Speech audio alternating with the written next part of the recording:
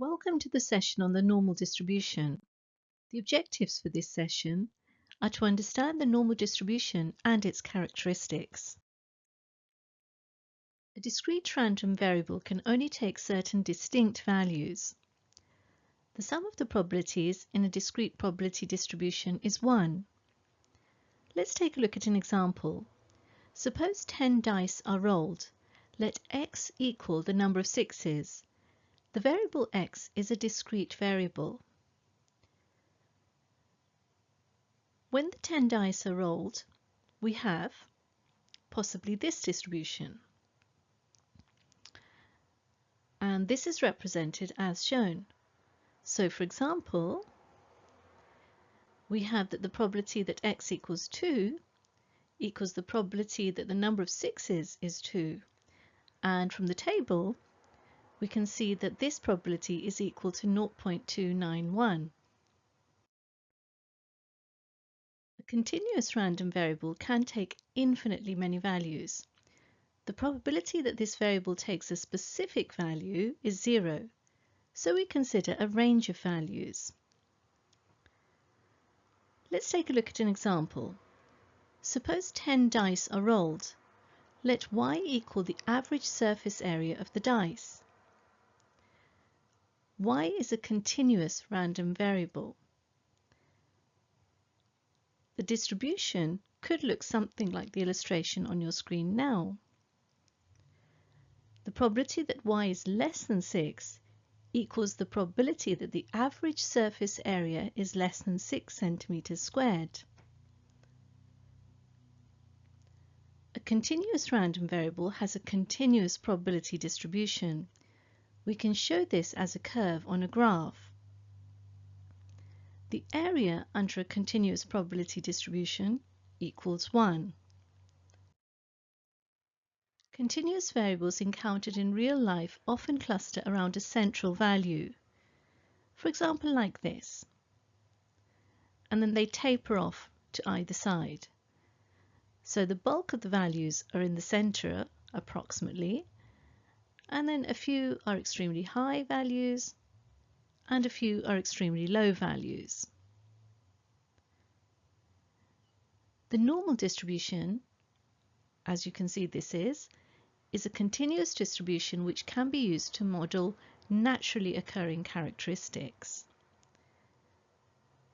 So for example, heights of people or animals, the lengths of animals or objects, the weights of people, animals, objects, or size variations, so product sizes and weights.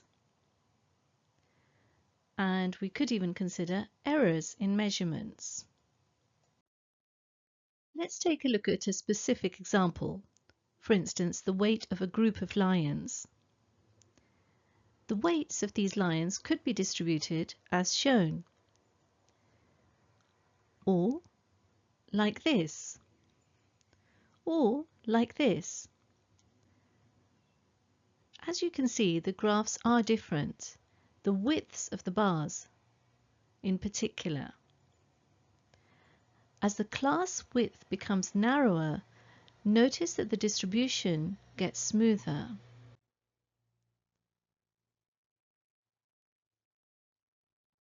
And it can be approximated to a normal distribution or a normal curve. Recall that the standard deviation sigma gives an indication of how spread out the data is around the mean. The larger the standard deviation is, the more spread out the data will be. So for example, this is one normal distribution, and the values seem to be clustering quite closely around the mean mu. In this next curve, the normal distribution is slightly more spread out. The values are again clustering around the mean mu, but they're more spread out than in the previous graph. And finally, this third graph, again, still a normal distribution, and we still have a mean of mu, but the values are more spread out as compared to the previous two graphs. So in the first graph, we have quite a small sigma, or a small standard deviation, whereas in the third graph, we have quite a large standard deviation, or a big sigma. Let's take a look at some notation. If x is a normally distributed random variable, so that x is distributed normally with mean mu and variance sigma squared, then we have that mu is the mean, sigma is the standard deviation, and sigma squared is the variance. Let's apply this to an example. Suppose x is the weight of a group of lions. Here, x is distributed normally with mean mu equal to 190 and standard deviation sigma equal to 13 and variance sigma squared equal to 13 squared. Let's now take a look at some of the characteristics of the normal distribution.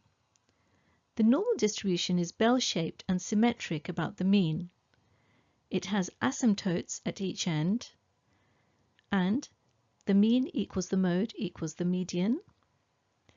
In addition, we have that the total area under the curve equals 1, and it has points of inflection at mu plus sigma and mu minus sigma. For a normally distributed variable, approximately 68% of the data lies within one standard deviation of the mean, approximately 95% of the data lies within two standard deviations of the mean, and all or almost all of the data lies within three standard deviations of the mean. Let's now take a look at an example. Pause the video and have a go. Press play when you're ready to view the solutions. For part A, we're required to shade the probability that x is less than 170 in this diagram. This will look something like this. For part B, we're required to shade the probability that x is greater than 213. This will look something like this in the diagram. And for part C, we're required to shade the probability that x is between 185 and 200. This will look something like this. And finally, for part D, we're required to shade the probability that x is greater than 190. And this will look something like this.